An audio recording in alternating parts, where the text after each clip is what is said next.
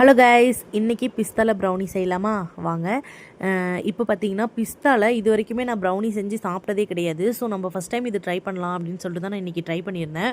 உண்மையாகவே சூப்பராக இருந்துச்சு. உண்மையாக பிஸ்தா ப்ரௌனியாக இது அப்படின்ற மாதிரி இருந்துச்சு. நார்மல் ப்ரௌனியை விட பிஸ்தா ப்ரௌனி அவ்வளோ டேஸ்ட்டாக இருந்தது. இதில் கிரிங்கிள் டாப்பெல்லாம் வருமா அப்படின்னு சொல்லிட்டு நானும் பார்த்துட்டு இருந்தேன். ஆனால் மேலே அழகாக கிரிங்கிள் டாப் வந்தது. ஸோ அது எப்படா ஆறும், எப்படா இதை நம்ம சாப்பிட்லாம், டேஸ்ட் பார்க்கலாம் அப்படின்ற மாதிரி ஒரு ஆர்வமாகவே தான் இருந்தது. அதுக்கப்புறம் ஃபைனலாக நாங்கள் கட் பண்ணி சாப்பிட்டுட்டோம்.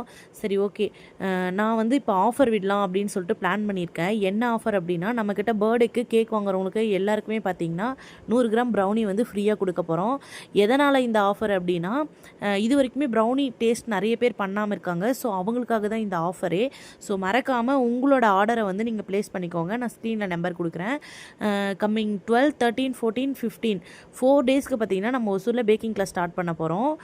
நீங்கள் பார்த்தீங்கன்னா எந்த ஒரு பொருளுமே எடுத்துகிட்டு வர தேவையில்ல. நாங்களே எல்லா பொருளுமே உங்களுக்கு கொடுத்துருவோம். கம்மி பட்ஜெட்டில் தான் பண்ணிகிட்ருக்கோம். ஏன்னா சம்மர் ஆஃபர் அப்படிங்கிறதுனால கம்மி பட்ஜெட்டில் பண்ணிகிட்ருக்கோம். ஸோ காலர் வாட்ஸ்அப் பண்ணி உங்களோட ஸ்லாட்டை நீங்கள் புக் பண்ணிக்கோங்க. நான் சொன்ன மாதிரி தான், எந்த ஒரு பொருளுமே நீங்கள் எடுத்துகிட்டு வர தேவையில்ல. எல்லா பொருளுமே நாங்களே கொடுத்துருவோம். ஸோ நீங்கள் வந்தால் மட்டும் போதும்.